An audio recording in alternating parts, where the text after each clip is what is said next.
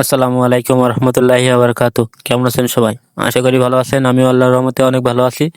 তো আজকে যে বিষয়টি আপনাদের সামনে উপস্থাপনা করব, অনেকে হয়তো আমার আগের ভিডিওতে দেখেছেন যে এই জমিতে আমি যে সুতো টানাতে এসেছিলাম, যে বগে ক্ষতি করছিল, যে বগে ধানগুলো সব এক জায়গায় করছিল, সেই জন্য সুতো টানাতে এসেছিলাম।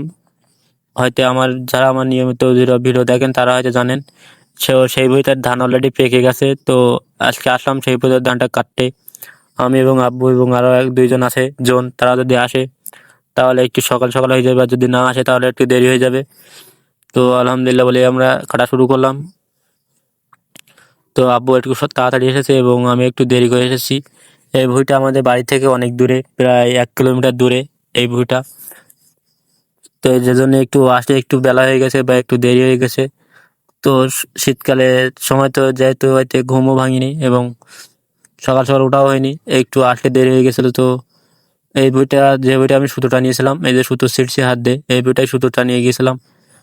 তো সকাল সকাল আসলাম দুইজনে। আব্বুর অলরেডি 2 কান পায়ে হয়ে গেছে, তারপরে আমি আসলাম, এসে ধরলাম। তো সকলে দোয়া করবেন যাতে আমরা এই কাজটা ভালোভাবে সম্পূর্ণ করতে পারি। আহ একজন দুইজন আছে, তারা যদি একটু আসে তাহলে আমাদের একটু কাজ এগিয়ে যাবে এবং তাড়াতাড়ি হয়ে যাবে। আর যদি তারা না আসে তাহলে আমাদের অনেক কষ্ট হয়ে যাবে। হয়তো এখন হয়তো কাটা হবে না, হয়তো বিকেলেও হতে পারে। আর বিকেলে যদি না আসতে পারি তাহলে আগামীকাল সকালে আমাদের এই বইটা কেটে উঠতে হবে। তো একদিনে যদি কাটা যায় তাহলে ভালো হয়, কারণ সবগুলো একেবারে শুকিয়ে যায় এবং সবগুলো একেবারে বান্ধা যায়। যেমন একেবারে যদি বান্ধা যায় এবং একেবারে যদি কাটা যায় তাহলে অনেক এগিয়ে যাবে। কারণ এখন যেহেতু হয়তো কখন বর্ষা আসতে পারে, না আসতে পারে, তাও কোনো সম্ভাবনা নেই। তো ধানগুলো একটু বেশি পেকে গেছে এবং গোড়া এসে গেছে, গোড়ার দিক নেমে পড়েছে, যার জন্য কাটতে একটু দেরি হচ্ছে।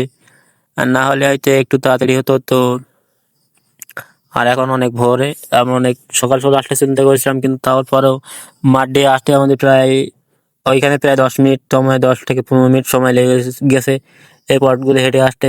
তো যদি একটা রাস্তা দিয়ে কোনো গাড়িতে আসা যেত বা সাইকেলে আসা যেত তাহলে হতো, কিন্তু তারপরে আমার আব্বু একটু সকাল সকাল এসেছিল রাস্তা দিয়ে সাইকেলে।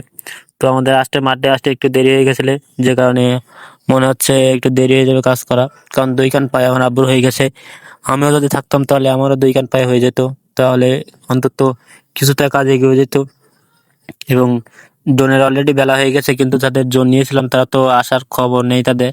এই সাইডে যাদের 2 কান পায়ে হয়ে গেছে, দেখতে পাচ্ছেন আব্বুদের 2 কান পায়ে হয়ে গেছে। তো তারা যদি আসে তাহলে আমাদের একটু সুবিধা হতো। আর তারা হয়তো আসবে, কিন্তু একটু দেরি করে আসবে এবং পুরো কাজটাই সম্পূর্ণ করে যাবে। আজকের ভিডিও এই পর্যন্তই। সকলে আমাদের জন্য দোয়া করবেন যাতে আমাদের এই খামারে এবং আমরা যে কাজগুলো করি খামারে এবং কৃষিতে আল্লাহ তাআলা বারাকা দান করে। আসসালামু আলাইকুম ওয়া রাহমাতুল্লাহি ওয়া বারাকাতুহু।